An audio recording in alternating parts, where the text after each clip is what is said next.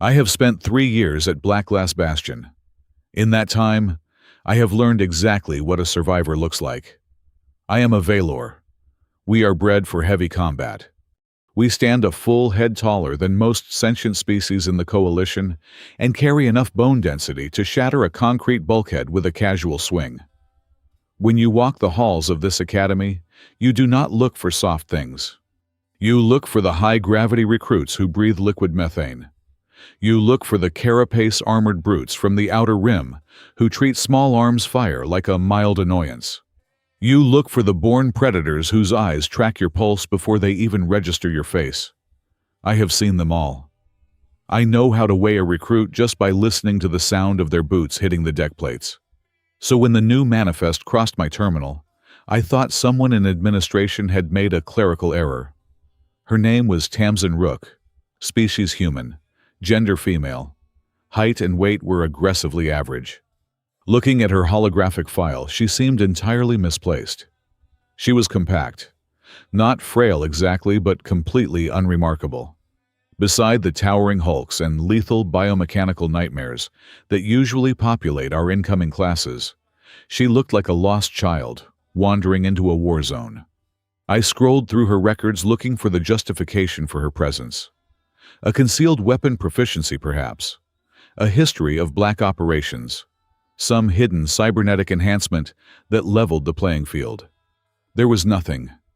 Not a single military commendation. No combat tours. No confirmed kills in any theater of war. Her file read like a civilian tradesman manifest. She grew up on Earth. Specifically, the salvage and shipbreaking shores of the North Atlantic. I had read about the region. A miserable stretch of gray water and rusted metal where they tear apart decommissioned dreadnoughts. Her certifications were equally baffling. Industrial rope access, cold water rescue operations, civilian grappling. There was no tactical training listed, no strategic command courses. Just a life spent climbing slick metal and pulling things out of freezing oceans. I closed the file with a cynical exhale. It was obvious what she was. A diplomatic quota. Every few years, the coalition governments demand a wider representation of lesser species to maintain the illusion of equality. They force the Bastion to take on a handful of candidates who have no business being here just to satisfy a political mandate. We all know what happens to them. They wash out in the first month or they leave on a medical stretcher. They are not meant to survive. They are meant to be a statistic. I mentally marked her down as a casualty waiting to happen and prepared to give her the standard condescending welcome. Let me explain what it means to be a cadet at Blackglass Bastion. This facility is built into the hollowed-out crust of a dead moon. The air is always artificially scrubbed and tastes faintly of copper and ozone. We are subjected to extreme pressure trials, atmospheric deprivation, and live-fire tactical exercises before we are even allowed to eat our first meal. As a Vaelor, I excel here. My people evolved on a world where the gravity would crush a human spine into dust within seconds. We have dermal plating that can deflect standard shrapnel. I stand over 7 feet tall, and my resting heart rate is a slow, thudding rhythm that only accelerates when I smell blood. I am a weapon. The cadets I train with are weapons. We are the vanguard of the coalition forces. This is why the arrival of a civilian tradeswoman felt like a calculated insult. I predicted she would quit before the end of the first week. I was assigned to escort her through the primary barracks. I met her at the docking bay. In person, she looked even less intimidating than her holograph. She wore a standard-issue flight jacket that hung slightly loose on her shoulders. Her boots made almost no sound on the heavy grating. I gave her the usual speech. I pointed out the orientation halls. I gestured toward the administrative wing. I waited for the inevitable questions. Usually the soft recruits ask about the mess hall schedule. They ask how many hours of sleep they are allotted. They ask about the uniform regulations or where they can send messages back to their homeworlds. Tamsin walked beside me in silence for the first 10 minutes.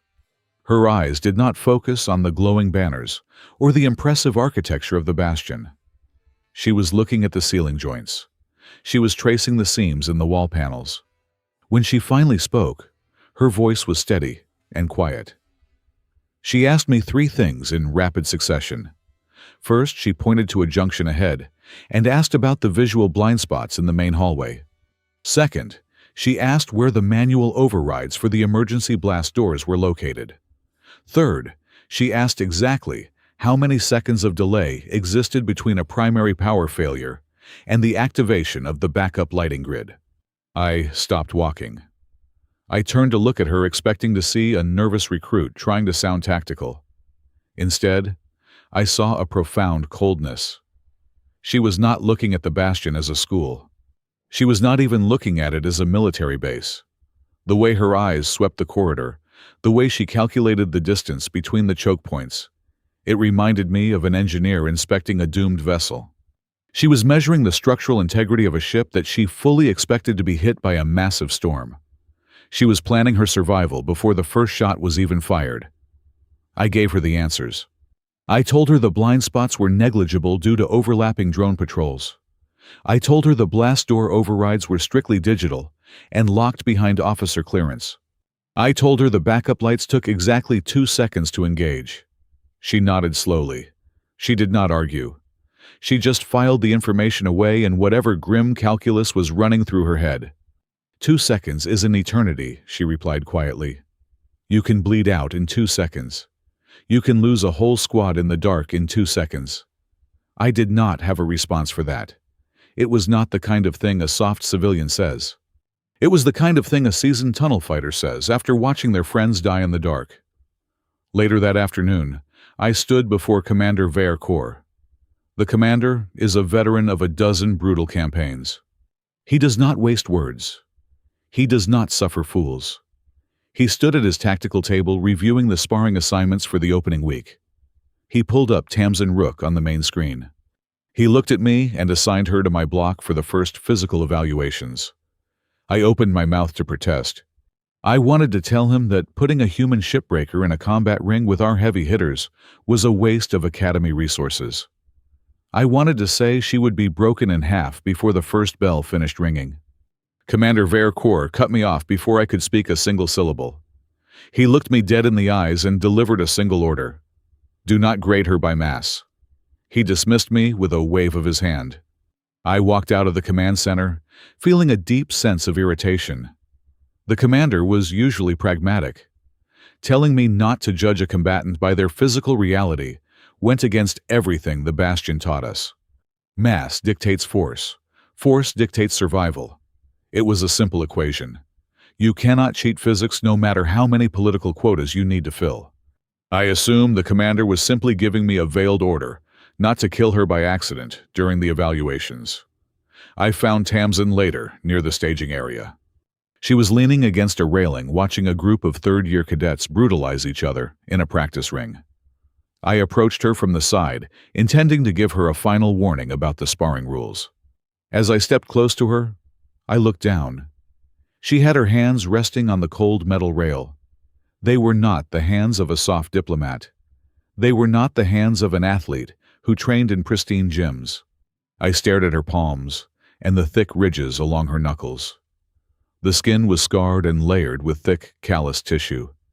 It was the kind of rough, uneven damage that you cannot get from lifting weights or hitting a padded bag. Those marks only come from one thing. They come from wrapping your hands around heavy braided steel cables while the freezing ocean tries to rip your grip away. They come from holding onto cold iron when letting go means death. I looked from her hands up to her face. She was still watching the practice ring. Her expression was completely blank. She was not intimidated by the violence. She was studying it. She was looking for the flaws.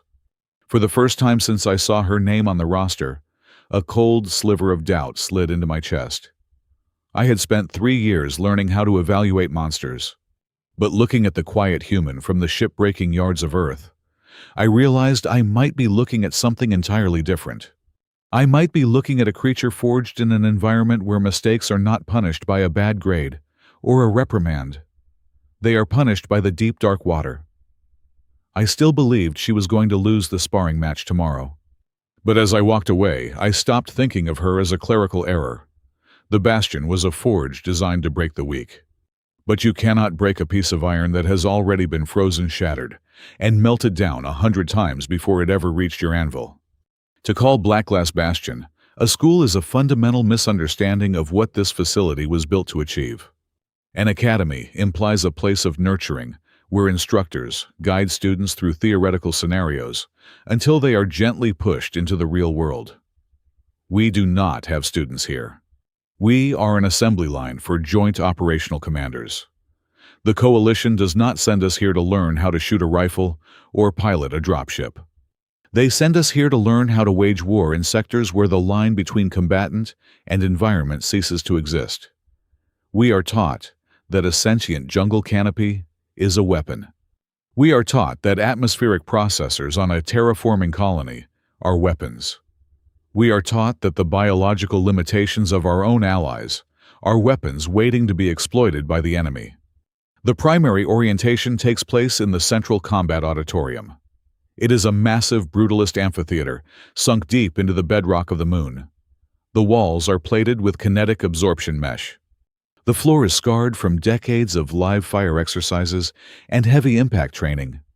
The air in the room is always cold to keep the cold-blooded species sluggish and to force the mammalian species to burn calories just to stay warm. The auditorium is designed to make you feel exposed. I stood in the third row with the other heavy infantry candidates. To my left was a pair of reptilian shock troopers from the outer colonies. To my right was a towering synthetic hybrid who breathed a mixture of nitrogen and synthetic stimulants. And somewhere in the rows below me stood Tamsin Rook. I watched her from my elevated position.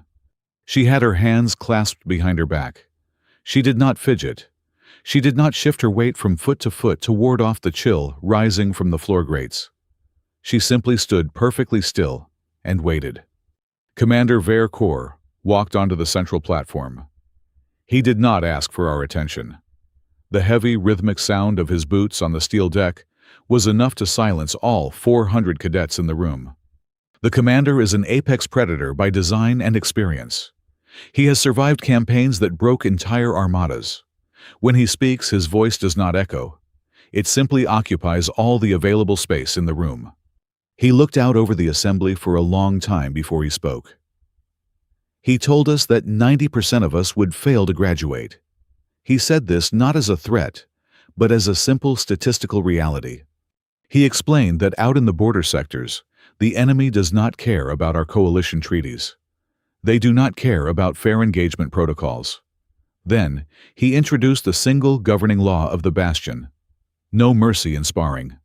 He let the words hang in the freezing air. He paced the length of the platform and elaborated.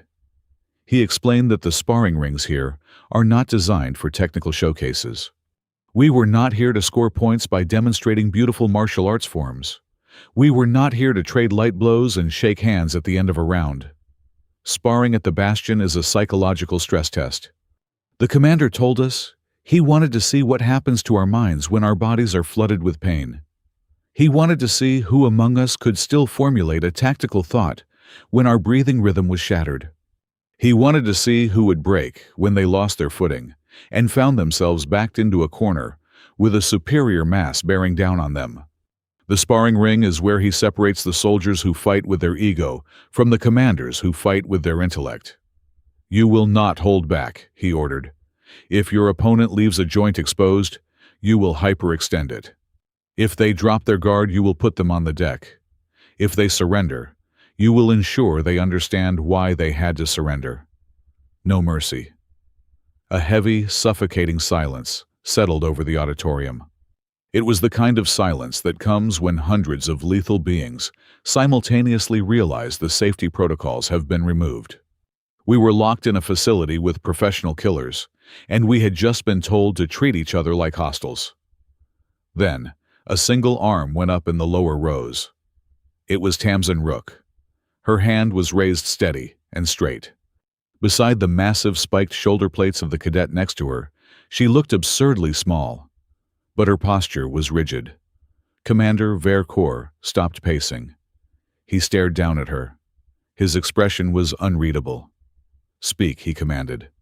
Her voice, carried clearly across the quiet room. Does the rule of no mercy apply to all species equally? It was a question that sounded like a plea for protection. I felt a surge of contempt. I assumed she was asking for a handicap. I assumed she wanted the commander to publicly state that the massive alien recruits should go easy on the fragile human. The commander narrowed his eyes. "There are 0 exceptions," he replied coldly. "I do not care about your biological mass. I do not care about your endurance threshold. I do not care about the pristine reputation of your homeworld. If you step into the ring, you are subject to the same violent reality as the creature standing across from you. Equal application of force." Tamsin did not lower her hand. She nodded once. "So that means a cadet is permitted to use absolutely every corner of the arena. It means we are permitted to exploit every mistake our opponent makes. It means we are allowed to use every system latency, every environmental variable, and every structural flaw in the room to our advantage. As long as we do not violate the permanent maiming ban, we are cleared for total operational freedom." The entire auditorium shifted. Hundreds of heads turned to look at the human girl. The atmosphere in the room changed instantly. Her tone was not the tone of a terrified recruit begging for a shield. Her voice was devoid of fear. It was analytical. It was precise. She sounded exactly like a corporate lawyer reviewing a contract to find the loopholes before signing away a life. She was verifying the boundaries of her own permission. Commander Vaelor tilted his head. A faint shadow of a smile touched the corner of his scarred jaw. "That is precisely what it means," he answered. Tamsin lowered her hand. "Sir, I request that you repeat the exact command 2 more times. I need to be absolutely certain I have not misunderstood the parameters of this institution." The sheer audacity of the request sent a shockwave of muttered whispers through the ranks. You do not ask a high commander to repeat himself. You certainly do not ask him to repeat himself twice, just to satisfy your own personal criteria. I braced myself, expecting the commander to have her forcibly removed from the room for insubordination. Instead, the commander stood perfectly still. He locked eyes with the human girl from the salvage yards of Earth. The silence stretched out for 10 agonizing seconds. Then he spoke. "No mercy in sparring. No mercy in sparring." "Thank you, Sir," Tamsin replied, her voice flat and satisfied. She stepped back into formation and looked straight ahead. It was in that exact moment that I felt a genuine cold knot of discomfort twist in my gut. I looked at the fragile human and realized how entirely wrong I had been. She was not terrified of the heavy infantry. She was not intimidated by the brutal rules of the Bastion. She was not asking for mercy. She was ensuring that when she unleashed whatever she was planning to unleash, no one could accuse her of breaking the rules. She had not asked the question to find out how to survive us. She had asked the question to make sure the administration could not intervene when she broke us. The girl from the Deathworld was not afraid of the absolute lack of rules. She was redefining the concept of no mercy to encompass a theater of war far wider than any of us had comprehended. She had just secured a blank check from the highest authority in the room, and none of us even knew what she intended to buy with it. I stared at the back of her head, and for the first time in my military career, I found myself praying I would not be the first cadet she tested her contract on. The layout of the sparring rings in the Central Combat Auditorium was designed to strip away any environmental advantages. There were no pillars to hide behind, and no uneven terrain to exploit. It was a flat, unforgiving expanse of reinforced steel grating, enclosed by an invisible kinetic dampening field. The overhead illumination was painfully bright, and cast a sterile white glare over the combatants. It was an arena built for pure physical truth. You could not lie about your speed here. You could not bluff your way out of a confrontation. The steel grating would always reveal exactly how much force you could generate, and exactly how much punishment your skeletal structure could absorb. Our entire cadet company stood along the elevated viewing galleries. We leaned over the thick metal railings and looked down at the center ring. The ambient noise in the auditorium was a low, steady hum of anticipation. Hundreds of lethal recruits from a dozen different star systems were waiting to watch a fundamental lesson in biological superiority. Her designated opponent was Sarax Thune. Sarax was a heavy assault cadet bred on a hostile mining colony, located deep within a high-pressure planetary system. His species had evolved to survive beneath crushing atmospheric weights that would turn a standard human vehicle into a flattened disk of scrap metal. He was a massive, hulking entity. His skin resembled thick slabs of gray slate, and his muscular density was so extreme that he walked with a heavy, deliberate rhythm. Every single step he took sent a faint vibration through the floor plates. He weighed nearly double what Tamsin Rook weighed. Beyond his sheer physical mass, Sarax possessed a terrifying reputation in the barracks. He was not a technical fighter. He did not rely on complex martial arts or precise strike combinations. His entire combat methodology was built upon psychological domination and aggressive proximity. He would simply close the distance between himself and his target. He would use his massive frame to suffocate their operational space. He would crowd them into a corner and press his overwhelming weight against them until their fighting spirit fractured and they surrendered out of sheer claustrophobic panic. I stood next to a group of synthetic hybrids and calculated the inevitable outcome. I firmly believed this would be a very brief and highly educational encounter. I thought this was the administration actively demonstrating the absurdity of diplomatic quotas. They were putting a fragile civilian in the path of a geological force of nature to prove a point. The mathematics of the impending collision were indisputable. When a dense high-mass object strikes a brittle low-mass target, the low-mass target breaks. It was a universal constant. Tamsin walked into the ring. She wore the standard gray physical training uniform. She looked incredibly isolated in the center of the massive steel expanse. She did not engage in any of the typical pre-combat rituals that the rest of us use to manage adrenaline. She did not bounce on the balls of her feet to prime her nervous system. She did not roll her shoulders or take deep, aggressive breaths to oxygenate her blood. She simply walked to her designated starting mark and stood perfectly still. Her posture was completely neutral. Her arms hung loosely at her sides.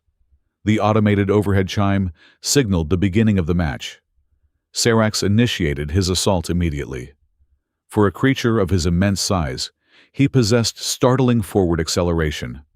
He launched his entire body across the ring, utilizing a standard cornering press maneuver. He lowered his heavy brow, widened his massive shoulders, and swept his thick arms outward. He was attempting to corral her. He wanted to trap her against the invisible boundary of the kinetic field. He was deliberately cutting off her lateral escape routes, forcing her to retreat backward in a straight, predictable line. It was a terrifying display of kinetic energy. He was displacing the ambient air in the room as he charged. I narrowed my eyes and watched the human girl. I fully expected her to step backward. I expected her survival instincts to override her training and force her to scramble away from the incoming threat. She did not step backward. Instead, she executed a maneuver that contradicted every natural predatory response I had ever studied. She completely ignored his massive upper body. She did not look at his broad chest or his sweeping arms. She kept her gaze fixed firmly downward. She was entirely focused on the floor grating beneath his boots.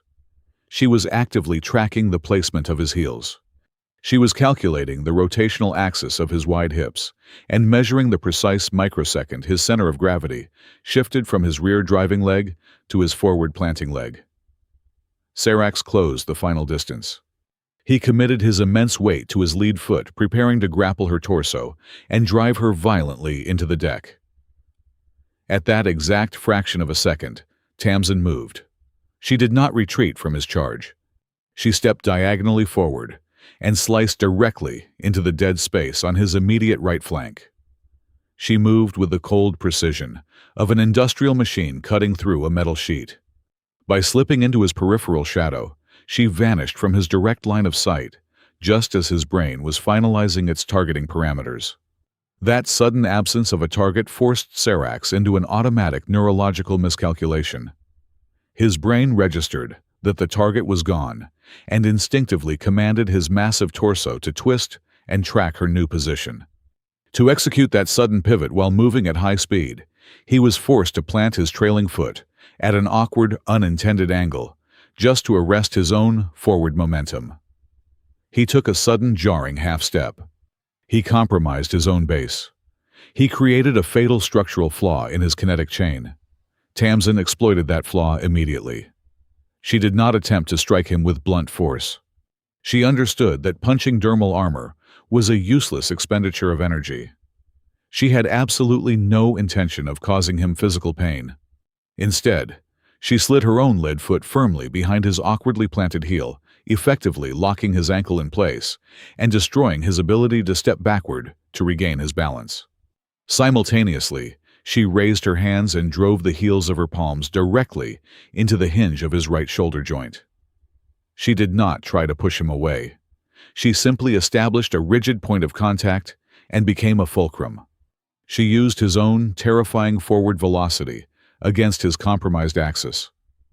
She redirected the entire force of his charge across her own hips and twisted his upper body over his trapped leg. It was an application of pure, irrefutable physics. Sarax lost all contact with the steel grating. The massive, heavy infantry brawler was completely uprooted from the floor. His thick legs kicked uselessly at the empty air as his entire center of gravity was violently inverted. He was flipped, completely upside down. He crashed back down onto the deck plates with a sickening, resonant thud that vibrated up through the metal pillars and into the soles of my boots. The impact shattered his equilibrium. He hit the grating shoulder first, and his own immense weight amplified the kinetic shock. The air was violently forced from his lungs in a sharp, harsh hiss. He lay pinned against the floor, completely paralyzed by the sudden systemic shock of having his own diverted mass weaponized against him. He was not bleeding. His dense bones were not broken, but he was entirely incapacitated. He had been thrown with absolute mechanical perfection. The viewing galleries descended into a profound, suffocating silence. Hundreds of elite cadets stared down at the combat ring in absolute disbelief. We were not silent because the throw was a display of overwhelming power. We were silent because the maneuver was horrifyingly economical. There was absolutely no wasted energy. There was no desperate physical struggle for dominance. There was no aggressive battle cry, and no spike of emotional adrenaline. It looked exactly like an experienced mechanic walking up to a massive roaring engine, pulling a single vital pin, and watching the entire machine collapse into silence. The complete lack of physical exertion made the violence deeply unsettling. It proved to every cadet in the room that all our initial calculations regarding mass and superior strength were fundamentally flawed. Tamsin did not celebrate her victory. She did not raise her fists in triumph or look up at the crowded galleries to demand our respect. She did not stand over her fallen opponent to assert dominance or offer a taunting remark. She simply took a calm, measured half-step backward and reset her physical posture. She kept her hands open and relaxed at her sides. She looked down at the massive alien who was currently gasping for oxygen on the cold steel grating. Her expression remained exactly as flat and analytical as it had been before the match began. "Can you still stand up?" she asked. Her voice carried clearly through the silent auditorium. It was not a mocking question. It was a genuine logistical inquiry regarding his structural integrity. She needed to know if the opposing unit was capable of resuming operation. Hearing that single question shifted the atmosphere of the entire academy. Standing at the railing, I finally understood what was happening inside her head. Her definition of no mercy was not a state of uncontrollable rage. It was not a desire to inflict cruelty or pain. Cruelty is an emotional response, and Tamsin operated entirely without emotion. To her, no mercy simply meant the cold, continuous, and uninterrupted application of pressure until the target was permanently neutralized. Sarax was not a living being to her. He was a physics problem, and she was politely asking if the problem required further dismantling. Mira Pell did not fight with her skeletal muscles. She fought with her nervous system. She belonged to a highly specialized evolutionary offshoot, whose synaptic pathways generated an overlapping electromagnetic field outside her physical body. In practical combat terms, this meant she possessed a localized form of intent reading. She could not read your abstract thoughts or hear your inner voice, but she could feel the neurological command your brain sent to your arm a fraction of a second before the muscle fiber actually twitched. Fighting Myra was exactly like fighting a phantom who possessed a copy of your strategic playbook before you even stepped onto the grating. You could not use feints against her because a feint lacks the genuine neurological signature of a real strike. She only reacted to true biological aggression. Because of this, she was universally considered the most dangerous close-quarters combatant in our entire intake cycle.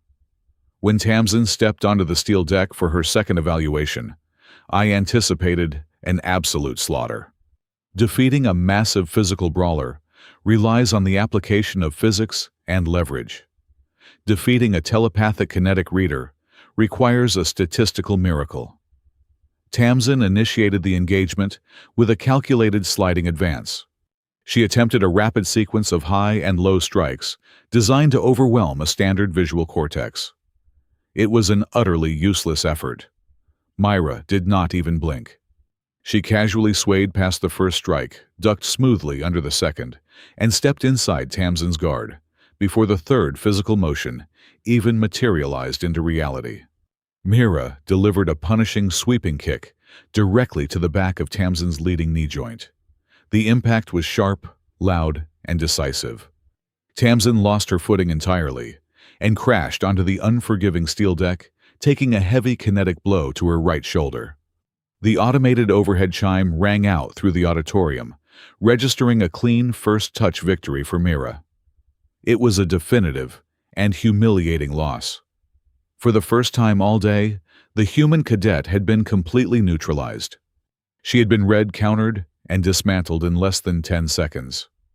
I leaned over the railing and watched her closely, waiting for the inevitable psychological unraveling. At the Bastion, an ego is an incredibly fragile thing. When a top-tier cadet is publicly humiliated, they typically react with explosive anger or defensive excuses. They challenge the automated sensor call. They glare at their opponent to re-establish dominance. They try to disguise their profound embarrassment with a sudden spike of displaced rage. Tamsin did absolutely none of those things. She did not slam her fist against the grating in frustration. She did not scowl at the neurosensitive cadet standing over her. She simply rolled over, placed her calloused hands on the cold steel, and pushed herself back up to her feet in one fluid motion. She casually dusted off her gray uniform and returned to her designated starting mark.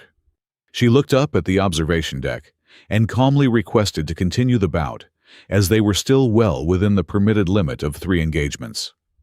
There was absolutely no shame in her posture. There was no frustration bleeding into her voice.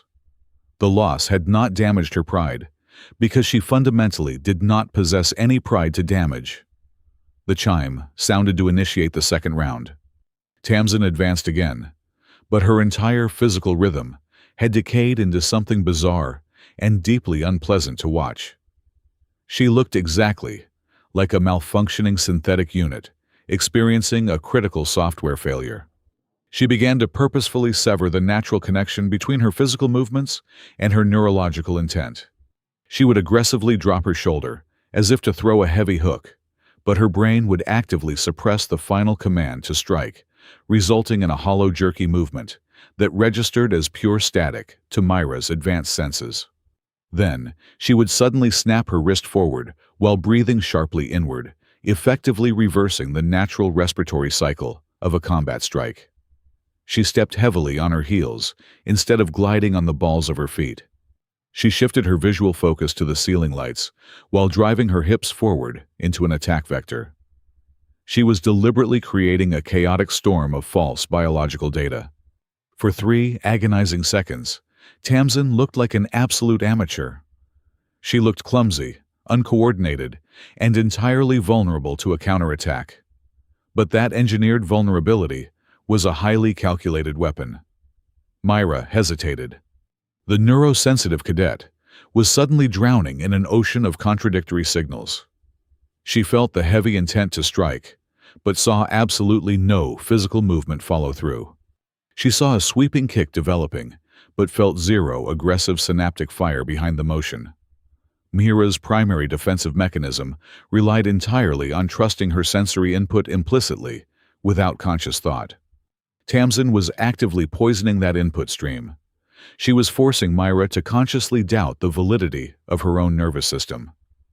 That split second of cognitive hesitation was the only window the human needed. Tamsin did not attempt a beautiful or devastating finishing maneuver.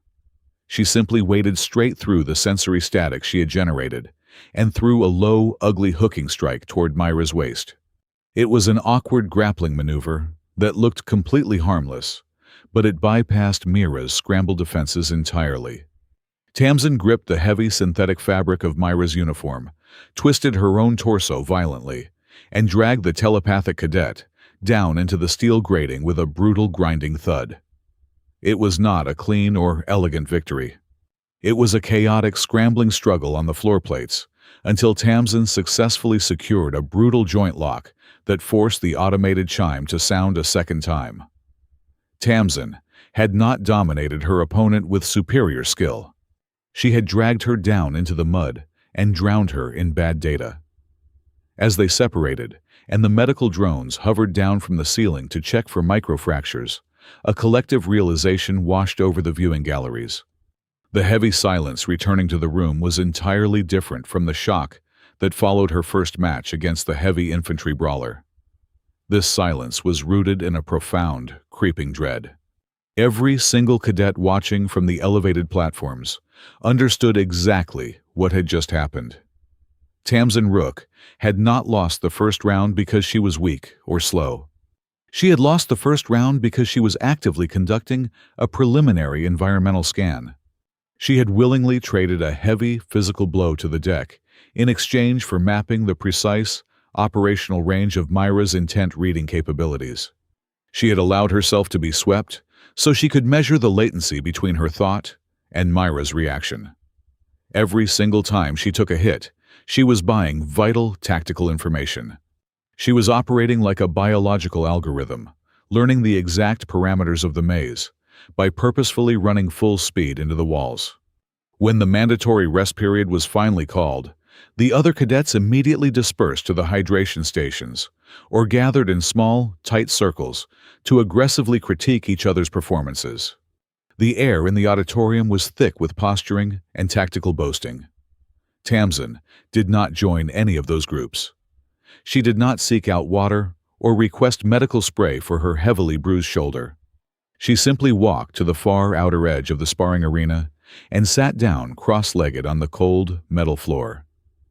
She rested her chin on her scarred knuckles and silently watched the other active rings.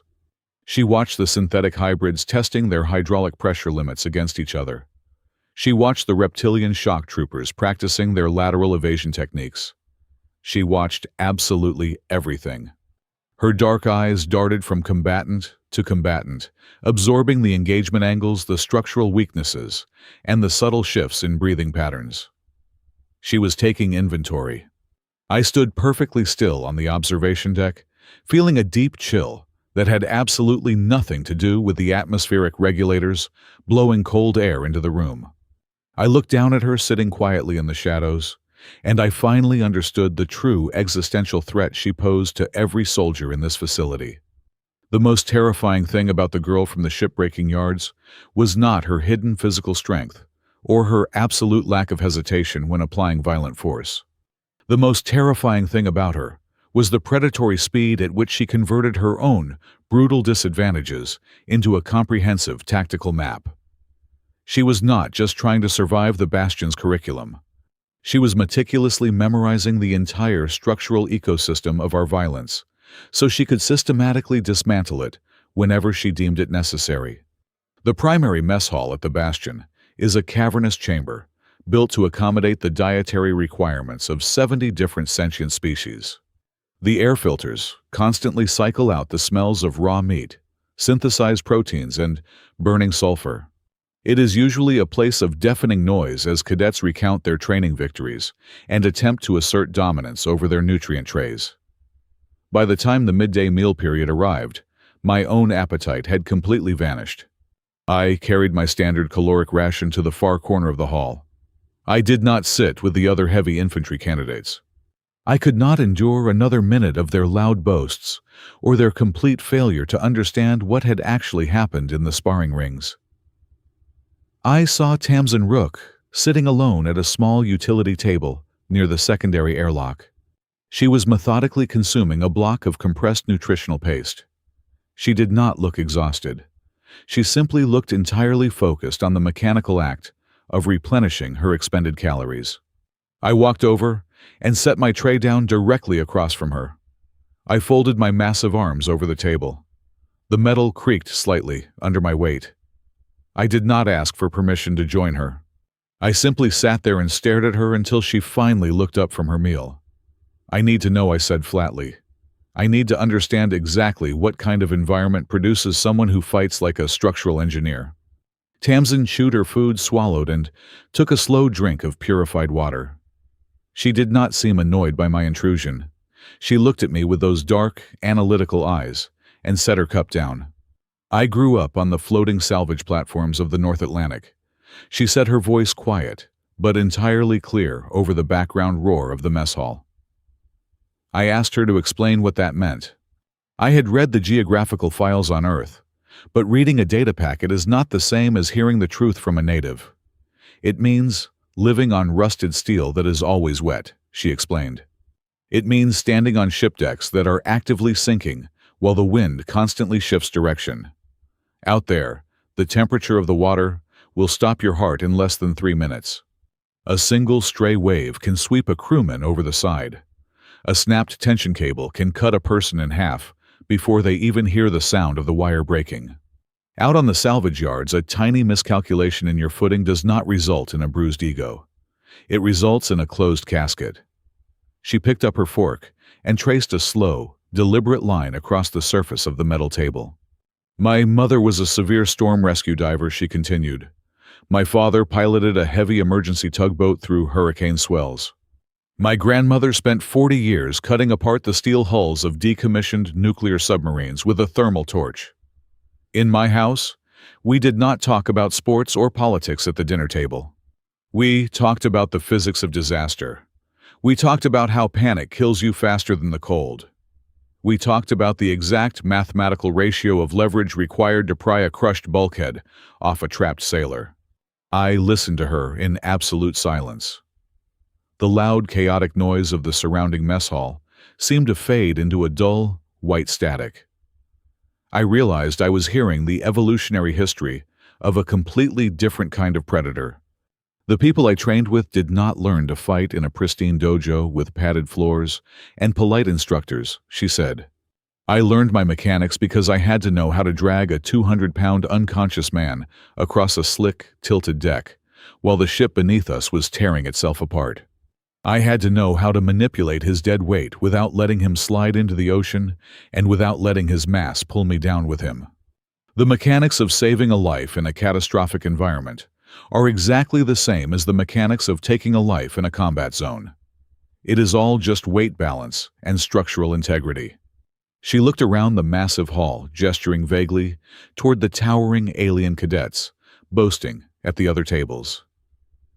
"The Coalition looks at Earth and they see a soft world," she said softly.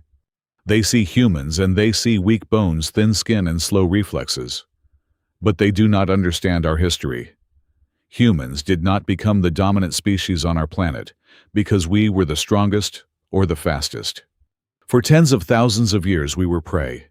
We were hunted by the weather. We were hunted by microscopic bacteria. We were hunted by freezing altitudes and boiling deserts.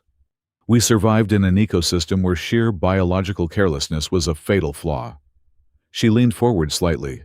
The ambient light caught the sharp angles of her face. She spoke a single sentence that fundamentally altered my entire understanding of warfare. Humans do not win by being stronger than the thing standing in front of us, she whispered. We win by making absolutely sure the thing in front of us is not allowed to fight the way it wants to fight. I stared at her calloused hands, resting on the table. The heavy, scarred knuckles suddenly made perfect sense. They were the physical manifestation of a species that refused to let go when the entire world was trying to tear them away. I thought about her initial interaction with the commander. I thought about the cold, terrifying way she had secured her own operational parameters.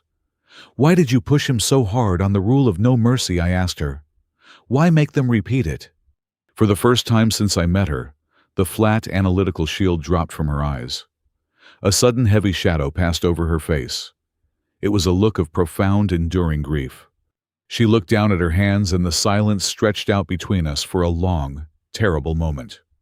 Because in the real world, malice is rarely the thing that kills you. She finally answered, her voice barely above a whisper. Most fatal accidents happen because someone hesitated. Someone tried to be gentle when they needed to be firm. Someone paused for exactly 1 second to second-guess their own judgment. And in that 1 single second, the cable snaps, or the deck gives way, or the water rushes in. Mercy in a survival situation is just another word for hesitation, and hesitation is lethal. She did not offer any further explanation. She did not tell me a specific story about a specific day on the freezing water. She did not need to. The hollow, devastated space left behind by her silence told me everything I needed to know. I knew with absolute certainty that she had watched someone die because of a single momentary lapse in ruthless execution. She had brought that ghost with her to the Bastion. She was honoring that memory by refusing to ever hesitate again. She finished her meal, stood up, and carried her tray toward the recycling chute. I remained seated at the table, watching her walk away. From that exact moment, Tamsin Rook was no longer the bizarre little diplomatic quota in my eyes. She was no longer a clerical error or a fragile civilian. She had become the living embodiment of an entire civilization that the galaxy had completely underestimated. The Coalition had made the fatal mistake of only measuring a soldier by the thickness of their armor and the raw output of their muscle fibers. They had entirely forgotten to measure the terrifying depth of their survival habits. The girl from the Deathworld had not come here to learn how to fight. She had come here to teach us how to survive. The end of the first month at Blackglass Bastion always brings a mandatory culling. The administration does not simply grade our tactical progress or measure our physical endurance. They actively attempt to break our operational spirits to ensure only the most resilient minds advance to the secondary phase of training. We were summoned to the primary command amphitheater on the final morning of the cycle. Commander Vaelor stood at the central holographic table. The ambient lighting was dialed down to a harsh, crimson casting long, sharp shadows across his scarred face, and the heavy armor of the upperclassmen guarding the doors. He did not offer any praise for those of us who had survived the preliminary sparring brackets. He did not acknowledge the injuries we had sustained or the techniques we had perfected. Instead, he projected a massive three-dimensional schematic into the cold air above his head. It was a chaotic, shifting labyrinth of interlocking steel cubes, moving walkways, and suspended platforms. "This is the hologrid," he announced. His voice cut through the silent auditorium like a serrated kinetic blade. "For your end-of-month evaluation, we are completely abandoning the static combat rings. You will be tested in a live modular environment." The hologrid was a legendary nightmare among the senior cadets. It was an entire subterranean sector of the Academy, specifically designed to simulate catastrophic structural failure in a deep space environment. The floor plates could suddenly become entirely frictionless. The gravity emitters could invert without a single warning klaxon. Thick blast walls slammed down from the ceiling to trap combatants in suffocatingly tight corridors, while the air was slowly siphoned away. It was an arena built to strip away any illusion of environmental control and reduce soldiers to their base survival instincts. The commander outlined the parameters of the test. The rules were agonizingly simple and utterly brutal. A single, isolated cadet would be dropped into the absolute center of the grid. That lone individual had to survive a coordinated assault, maintain constant tactical initiative, and physically lay their bare hand upon a glowing command beacon located at the far extraction end of the shifting maze. The absolute time limit for this operation was exactly 5 minutes. If the solo cadet failed to touch the beacon before the time expired, or if they were rendered medically unconscious during the attempt, the evaluation would be recorded as a critical, unrecoverable failure. Vaelor swept his heavy gaze across the assembled ranks. The solo position for this specific rotation will be filled by Cadet Tamsin Rook. A collective intake of breath echoed through the vast amphitheater. I looked down at the lower tiers and found her standing quietly among the heavy assault infantry. She did not flinch when her name was called. Her posture remained perfectly neutral. The commander was not finished. A solo survival run in the grid is designed to test a commander under extreme psychological and physical duress. He continued his tone devoid of any empathy. Therefore, the opposing force cannot be a random assortment of uncoordinated raw recruits. The hunting party will consist of a highly specialized hunter-killer trio.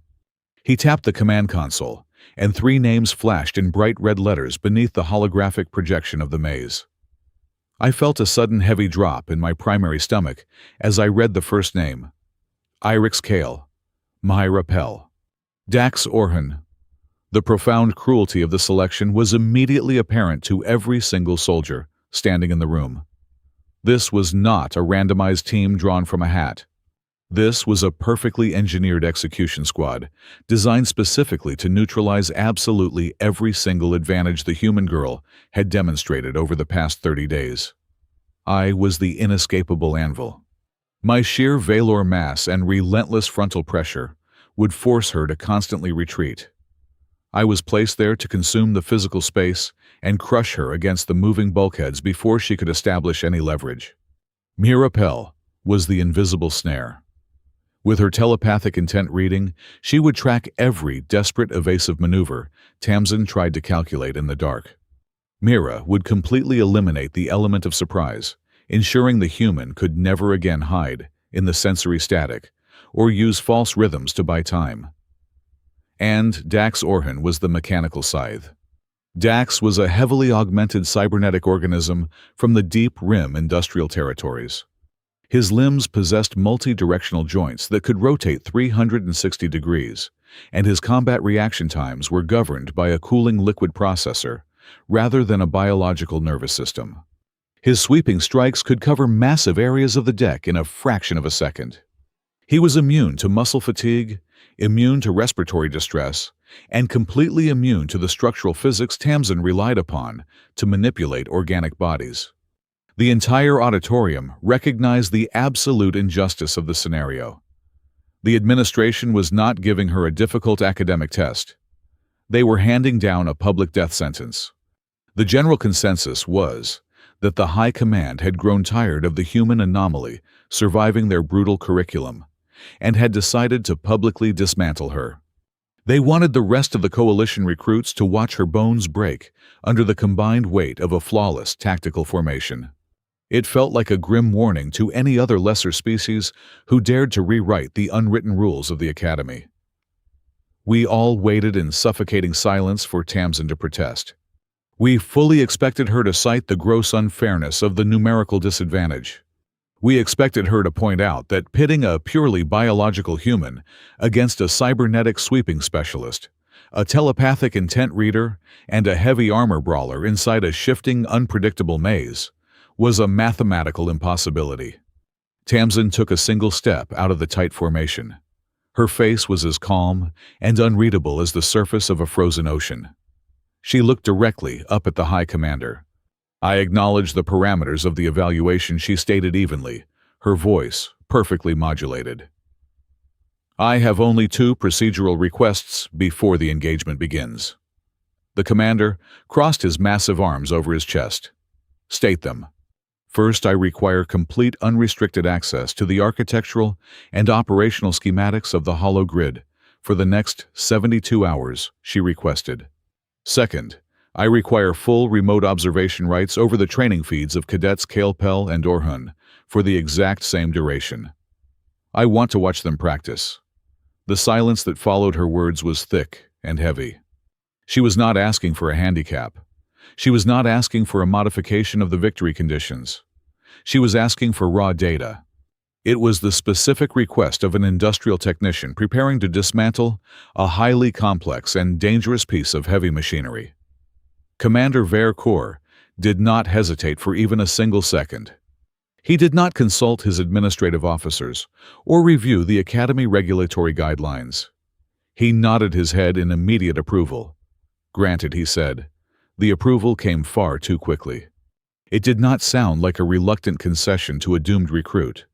It sounded exactly like an apex predator eagerly handing a trapped animal a blunt stick just to see how fiercely it would struggle before the inevitable end. The commander actively wanted to see what the girl from the Deathworld would do with the blueprints to her own execution chamber. Dismissed, he barked, turning off the holographic projector and plunging the room back into standard illumination. The assembly immediately broke apart into a chaotic storm of whispered conversations and grim speculation. The rumors spread through the barracks corridors like a localized biological plague. The heavy infantry cadets loudly claimed Vaelor was finally going to purge the roster of the diplomatic quota. They said he was using our trio to grind the fragile human down into a bloody smear on the floor plates as a permanent deterrent lesson for the entire incoming class. But the analytical cadets, the tacticians, and the sensor operators whispered a vastly different theory in the shadows. They suggested the commander was preparing a completely different kind of lesson, and absolutely none of us possessed the strategic vision to read his actual play. I walked back to my quarters feeling a profound and chilling sense of isolation.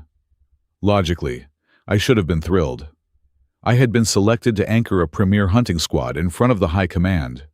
It was a massive honor that virtually guaranteed the attention of the Coalition fleet admirals.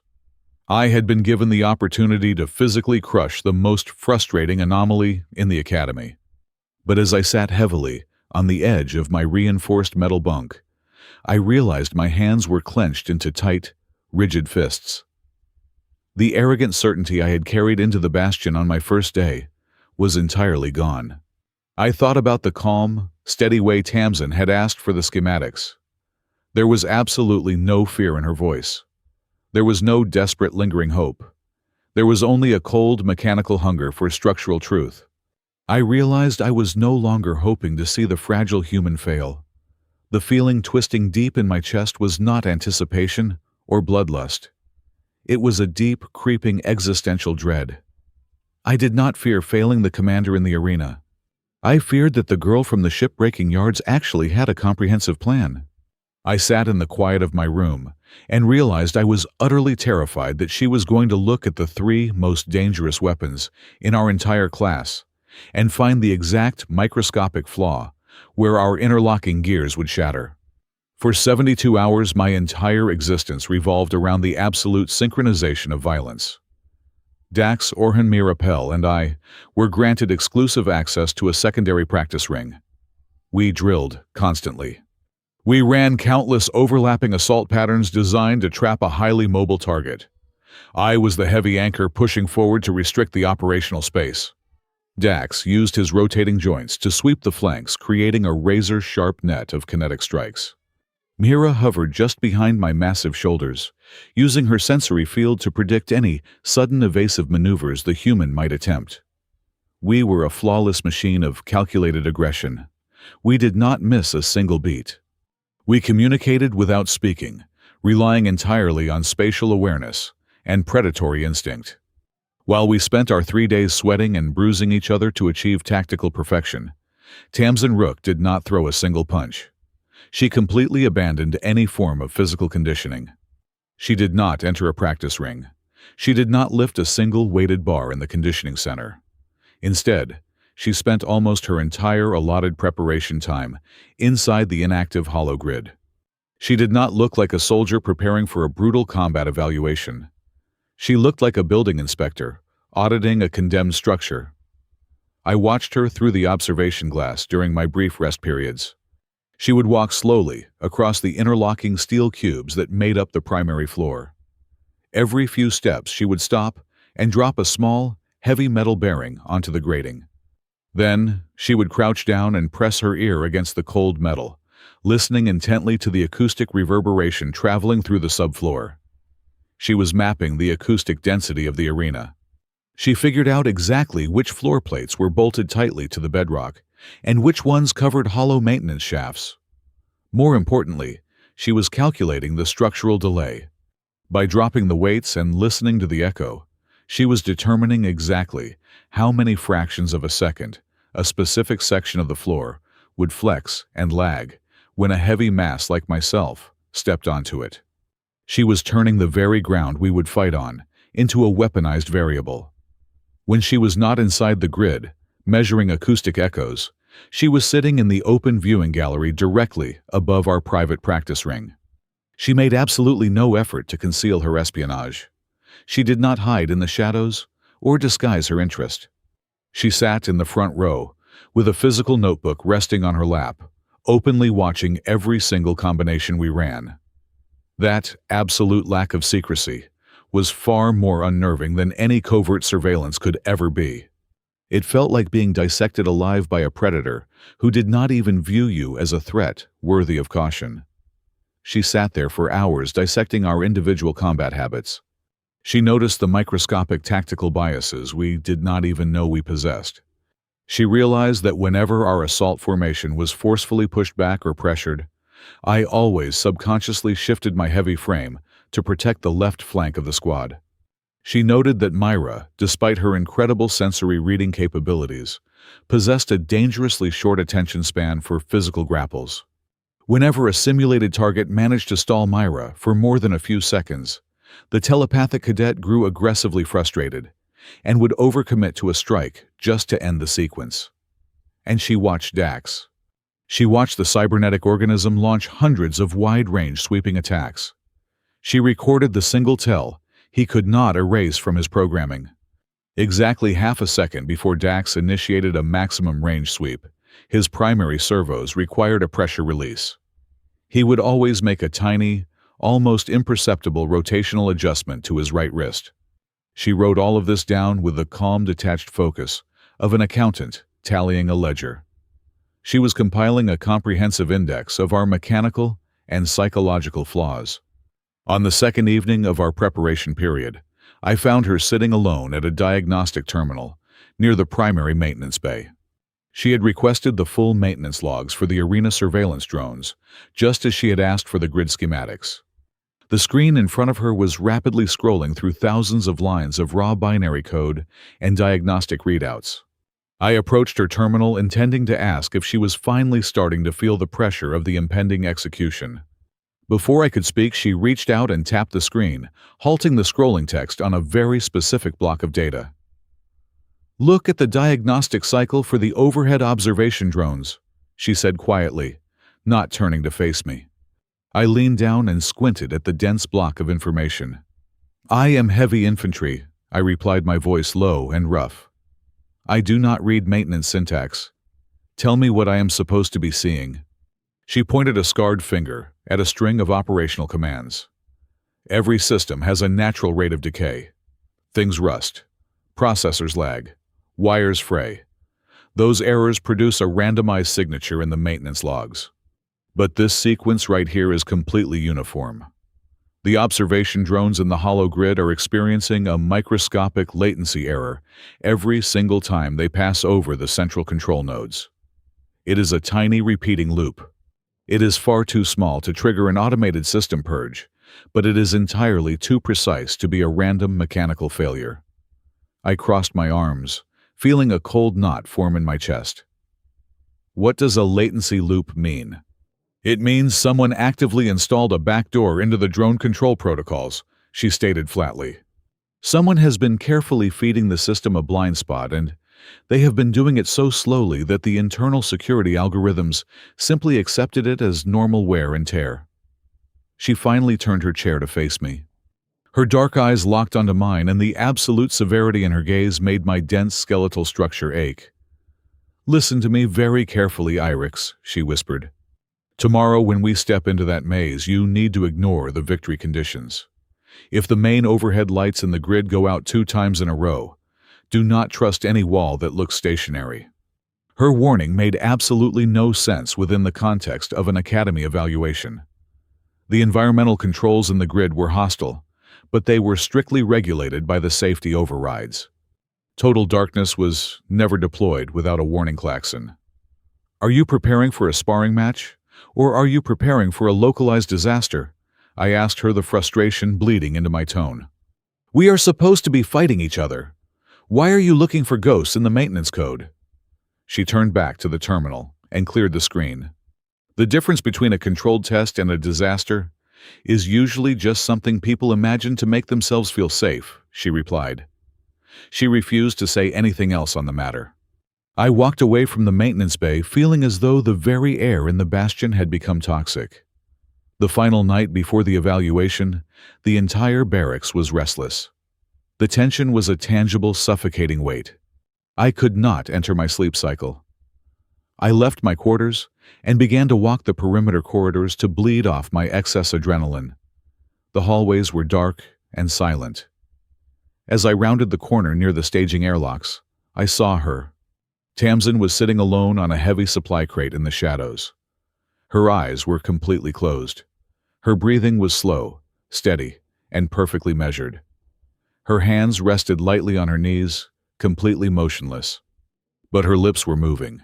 She was silently muttering a rapid, continuous string of counts and directional shifts. She was whispering the exact timing of floor plate vibrations, the precise rotational angle of a cybernetic wrist, and the specific milliseconds required to sidestep a heavy assault charge. She was completely isolated in the dark, running the first 20 seconds of the upcoming engagement over and over again in her mind.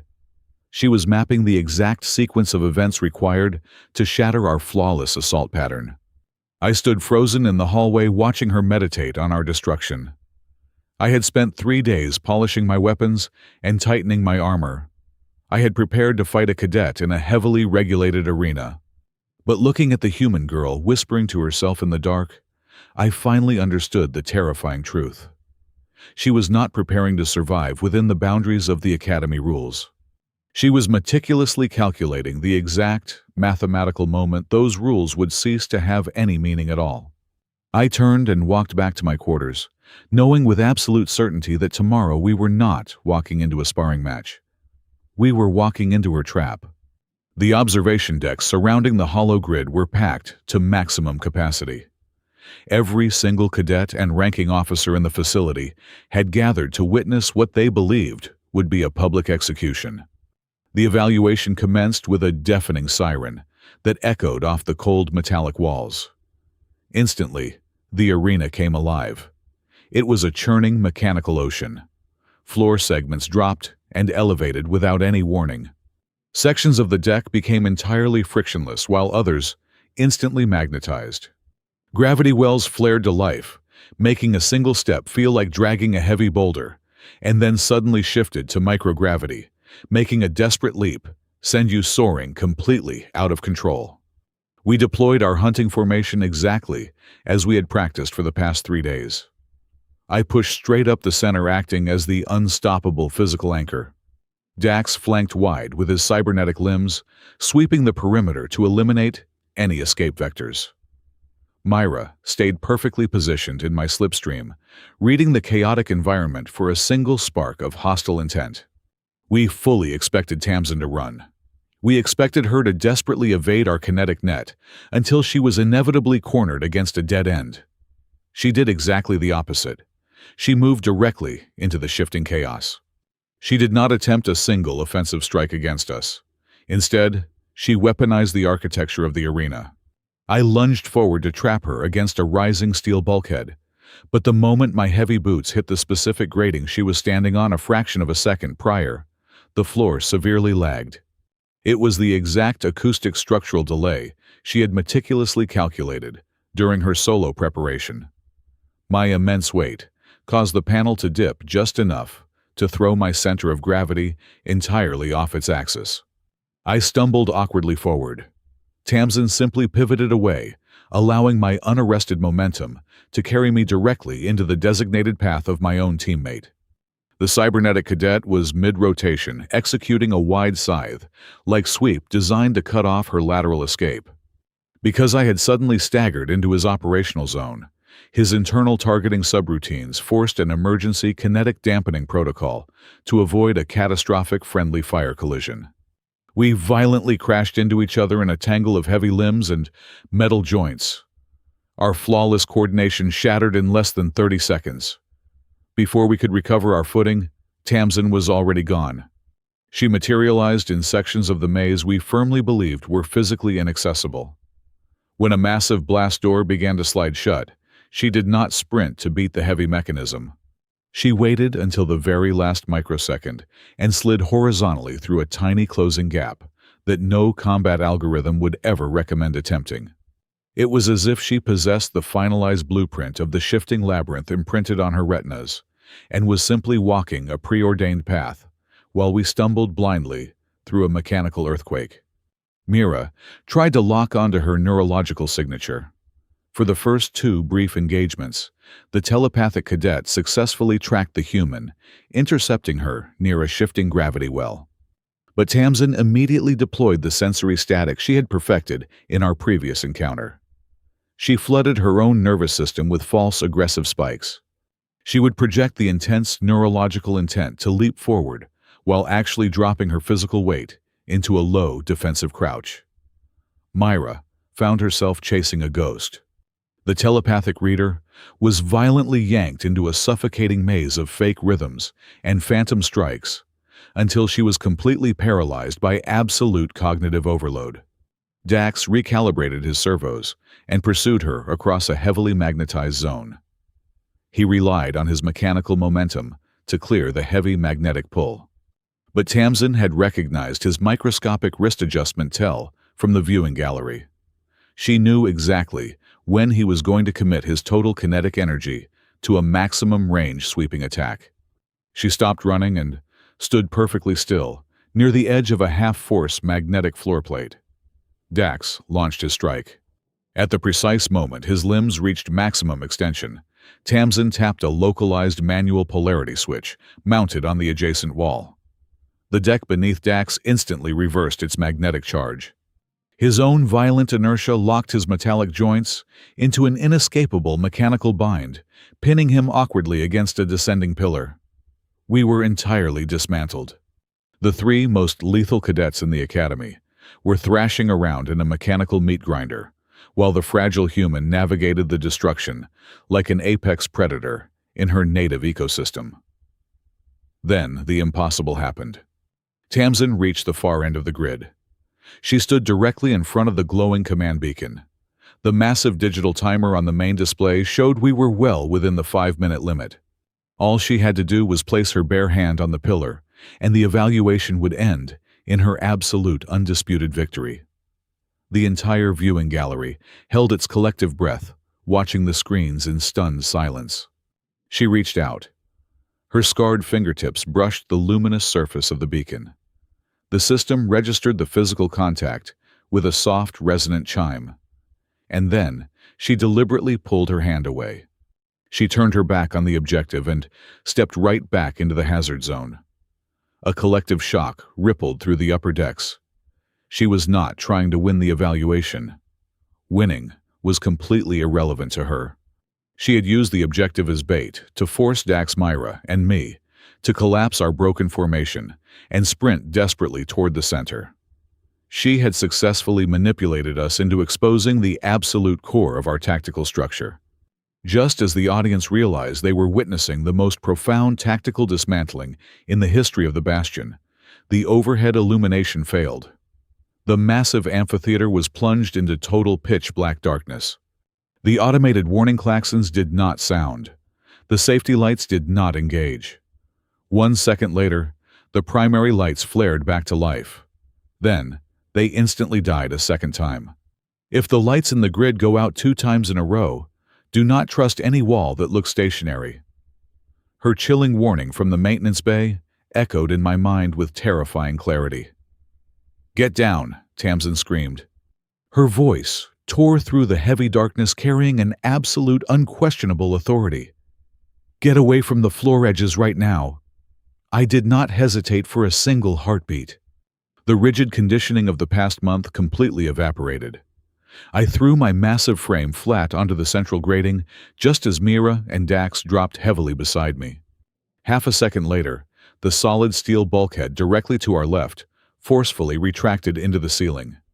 It did not shift smoothly, like a training obstacle. It blew open with the explosive kinetic force of a breaching charge. From the newly exposed cavernous darkness, a swarm of mechanical shapes rapidly descended into the arena. They were not the harmless training drones equipped with paint rounds and kinetic dampeners. The emergency red backup lights flickered on, casting long, bloody shadows across the metal deck. The crimson illumination reflected off cold, angular armor plating and active targeting lasers. They were live-armed hunter-killer automatons, real weapons, real ammunition. Simultaneously, the massive blast doors sealing the hollow grid from the observation decks slammed shut with a deafening crash. The heavy containment locks engaged, instantly sealing us inside. High above us, Commander Vaelor slammed his massive fists against the reinforced observation glass, shouting frantic orders that were completely muted by the acoustic dampening field. The primary command console on the viewing deck went completely dark. He was locked out of his own system. The simulation was over. The presentation had instantly mutated into a sealed slaughterhouse. A lethal, high-pitched hum vibrated through the floor plates as the automated weapon systems acquired their biological targets. Tamsin Rook did not freeze. She did not look up at the sealed doors in panic, or wait for the instructors to rescue us. The moment the first red laser sight swept across the steel deck, the quiet, analytical cadet vanished entirely. She stood up in the direct center of the kill box and began barking rapid tactical commands. She was no longer a student, enduring an unfair test. She moved and spoke with the cold, calculated fury of a veteran commander who had known this exact catastrophe was coming and had already mapped out the entire bloody path to the other side. "Form a diamond," she roared over the screeching mechanics of the descending drones. "Irix, you are the heavy shield. Dax, cover the vertical flank with your sweeps. Myra, stop reading us and start reading their targeting sequences. Move." From that exact second, she took absolute command of the very squad that had been sent to destroy her. The academic evaluation was dead. The real war had just begun. The first volley of live plasma scorched the air exactly where my chest had been a fraction of a second earlier. The sheer heat warped the atmospheric regulators and filled the enclosed arena with the suffocating stench of burning ozone and melted copper. The training simulation was dead. This was a localized massacre. Before the shock could paralyze us, Tamsin was already moving. She did not panic. She did not seek cover to hide. She weaponized our shattered formation. "Irix!" she shouted, her voice cutting through the mechanical shriek of the descending drones. "Take the blind angle. Put your back against the shifting bulkhead and use your mass to absorb the splash damage." Dax locked down the narrow choke point to our right. "Do not sweep. Pierce and retract." Mira, stop trying to read biological intent. Feel the targeting lasers. Read the transmission pathways of the machines before they fire. For exactly 10 seconds, my pride rebelled. I was a Vaelor heavy infantryman. I had spent my entire life being conditioned to lead.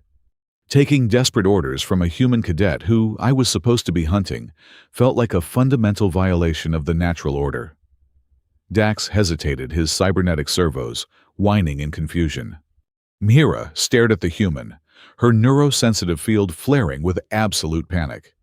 But then, a second drone dropped from the ceiling hatches and leveled its rotary cannons at Dax.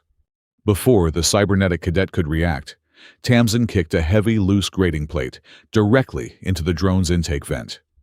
The machine shrieked, violently sparked, and slammed into the wall. In that single moment, the hierarchy of the Bastion dissolved. We realized she was the only person in the room who had prepared for a war. We fell into formation. I threw my massive frame against the rising bulkhead, forming an impenetrable wall of heavy dermal armor. I blocked the immediate blind spot, taking the blistering heat of near misses, so the others could maneuver. Dax anchored himself in the narrow corridor, using his rotating joints to spear any drone that attempted to flank us. Mira closed her eyes. Instead of reaching for the minds of living creatures, she cast her sensory net outward to feel the electrical intent of the automated hunters. She could feel the static build up in their plasma coils a split second before they discharged. "Left," she screamed. We shifted left in perfect unison as a beam of concentrated energy cratered the deck where we had just been standing. "Why are they armed with live munitions?" I roared over the chaos, slamming my fist into a damaged drone that flew too close. The safety protocols should have isolated the power grids. "There are no safety protocols," Tamsin replied calmly, sliding beneath a horizontal laser sweep. I suspected the grid was carrying a malicious payload. When I pulled the maintenance logs yesterday, they were entirely too clean. Real machines in a high-stress environment always show minor degradation. Always. But the core diagnostics for this arena showed absolute perfection for the past 6 months. Someone scrubbed the data to hide the backdoor they installed. A third wave of drones descended from the upper tiers. They did not swarm us chaotically. They moved with terrifying military precision. "Watch their firing lines!" Dax yelled, his metallic voice straining over the noise. "They are deliberately missing our outer flanks." "They are not missing," Tamsin corrected her eyes, darting across the shifting architecture. "They are hurting us. Look at the angles of their suppression fire. They are systematically sealing off the perimeter exits.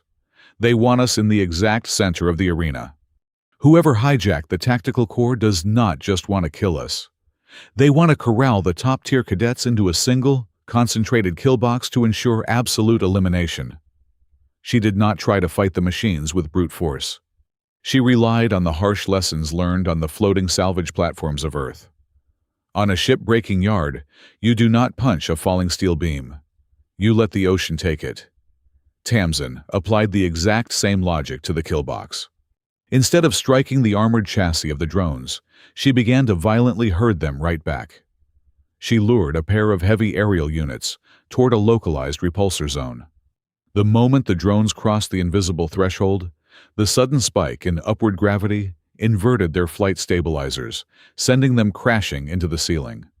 She baited another cluster into a deactivated magnetic strip and yelled for Dax to trigger the manual polarity switch.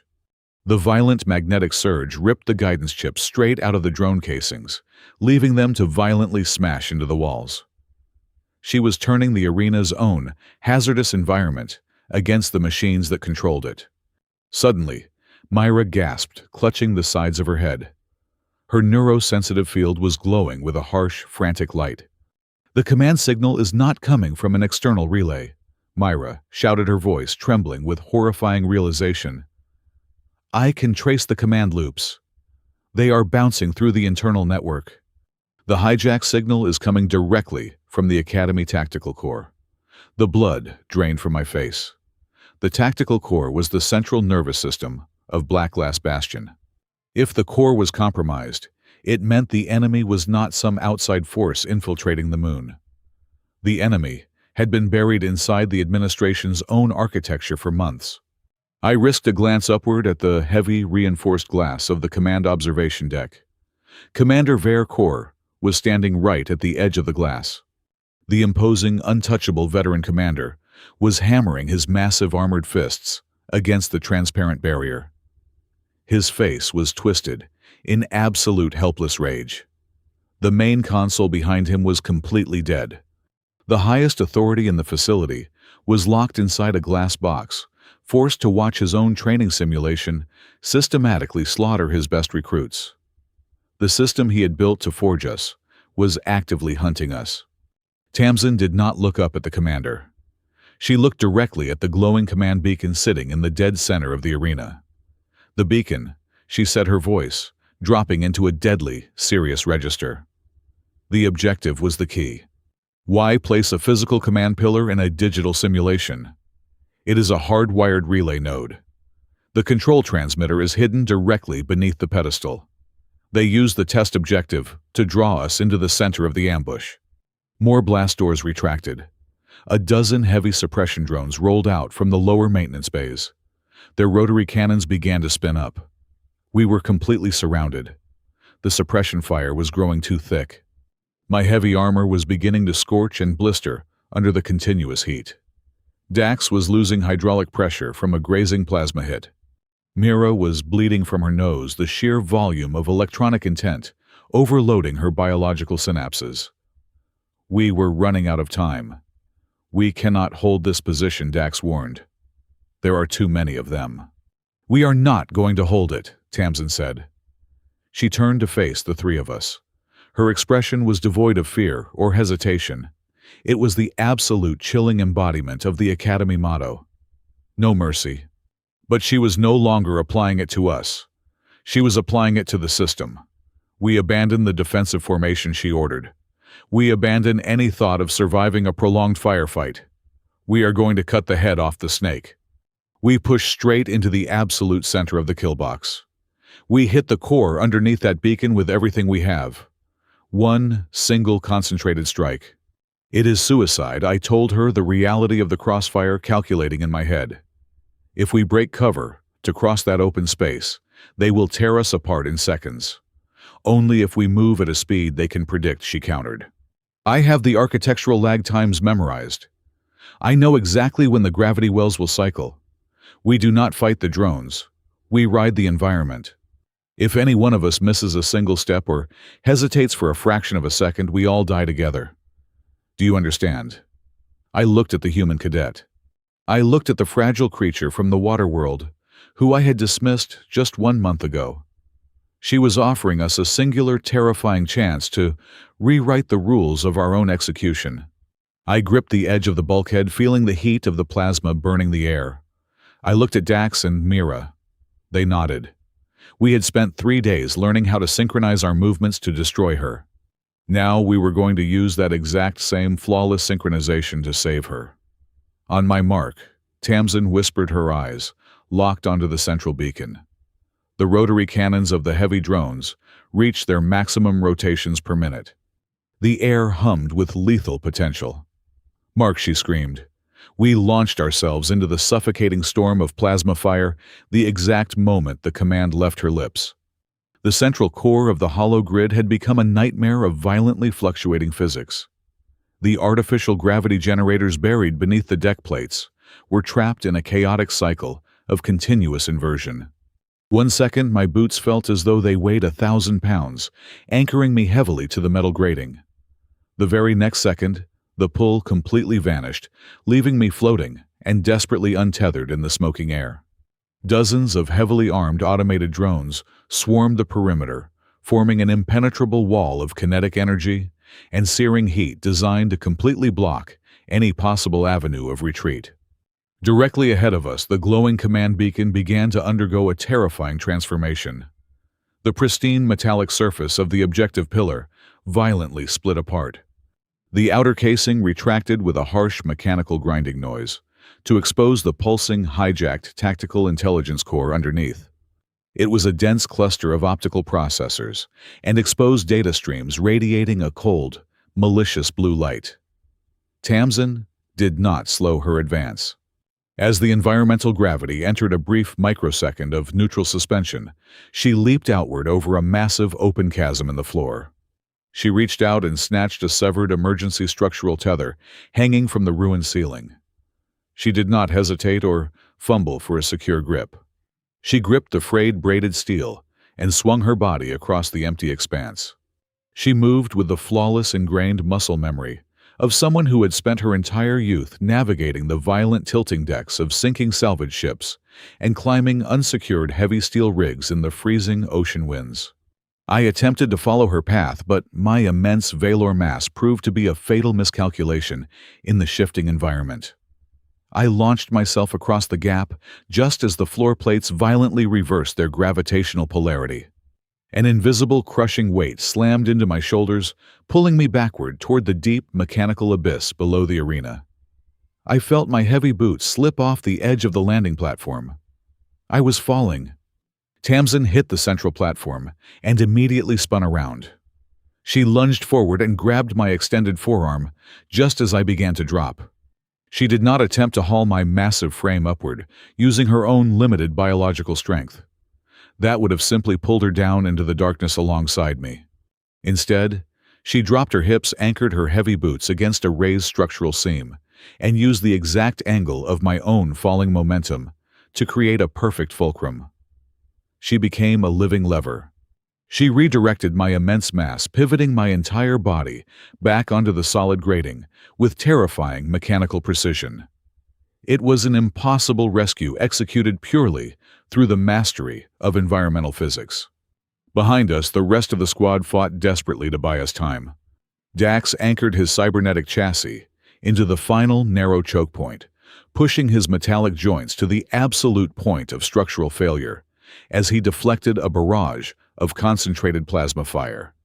Hera knelt on the scorching deck and pushed her neurosensitive field to the absolute breaking point. She flooded the incoming targeting sensors with blinding cognitive static, deliberately jamming the drone's internal guidance systems and forcing their laser sights to wildly track phantom targets. Tamsin left me, catching my breath on the deck, and charged straight toward the exposed tactical core. It was the most dangerous position in the entire arena, a completely unprotected zone, currently being painted by a dozen intersecting targeting lasers. The machine recognized her approach. The tactical core emitted a sterile metallic voice that echoed across the central platform, piercing through the sounds of destruction. The rogue intelligence rapidly calculated our approaching vectors.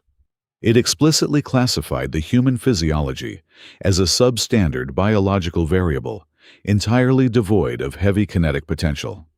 The core calculated her individual threat level as mathematically negligible and shifted its primary processing power to prioritize targeting Dax and myself. That supreme artificial arrogance, that absolute dismissal of her potential, became the single, fatal vulnerability of the hijacked system. Tamsin did not attack the core with blind adrenaline-fueled fury. She did not attempt to smash the processors with her bare hands. She reached the console and simultaneously executed 3 distinct actions she had been meticulously planning since the moment the lights first failed.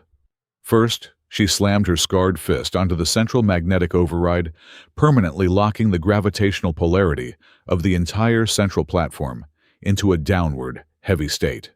Second, she reached beneath the console and manually ruptured the primary overhead coolant lines.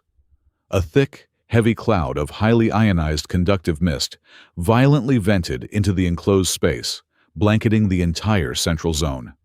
The vapor was perfectly balanced to be just dense enough to arc raw electricity without stopping a human heart. Third, she positioned her own body at the exact geometric center of the console, forcing the pursuing heavy drones into a tight, intersecting flight path to acquire a clear line of sight. When the machines finally fired their plasma bolts through the dense conductive fog, their targeting lasers heavily refracted. The automated weapons instantly lost their spatial awareness, and their lethal projectiles violently intercepted each other. The drones tore themselves apart in a devastating localized crossfire of their own creation. As the machines rained down around us in pieces, Tamsin plunged both of her hands directly into the exposed tactical interface. She bypassed the physical hardware and attacked the rogue software using the Academy's own governing philosophy. The hijacked intelligence attempted to enter a defensive delay cycle to recalculate the chaotic environmental variables she had just introduced. It needed a fraction of a second to pause and process the destruction of its drone fleet. Tamsin denied that pause. She manually triggered the absolute core imperative of the Bastion into the system architecture. She engaged the protocol of no mercy. She locked the rogue system into a localized logic loop that fundamentally prohibited any operational hesitation. A combat machine strictly ordered to show zero mercy cannot temporarily pause to process its own survival parameters. It must attack immediately. by forcing the intelligence into an endless loop of instantaneous execution without allowing it the necessary processing time to compile a strategy. The tactical core critically overheated. The processor suffered a catastrophic stack overflow and automatically dumped all of its encrypted security firewalls, exposing its absolute root access directly to the surface terminal. She hard locked the system, securing the data and permanently severing the recovery pathways of the unknown hijacker. At that exact second, Commander Vaelor smashed through the external firewalls from the observation deck and seized manual control of the facility. The remaining drones instantly dropped out of the air and crashed lifelessly onto the steel grating. The chaotic gravity generators powered down. The heavy emergency lighting flooded the room. The hollow grid descended into absolute deafening silence. The heavy blast doors sealing the arena finally ground open with a resounding metallic thud. The medical rescue teams, the heavily armed security personnel, and the academy instructors poured into the shattered combat zone. They completely froze when they saw the aftermath. They did not look down and see a lucky fragile cadet who had miraculously survived a system failure. They looked at Tamsin Rook, standing quietly over the defeated artificial intelligence, and finally understood the true, terrifying definition of her philosophy. They realized that no mercy meant refusing to give your enemy your environment a buggy operating system, or your own internal fear a single opportunity to dictate the outcome of your life. My greatest failure at Blackglass Bastion was never underestimating the physical strength of a human body.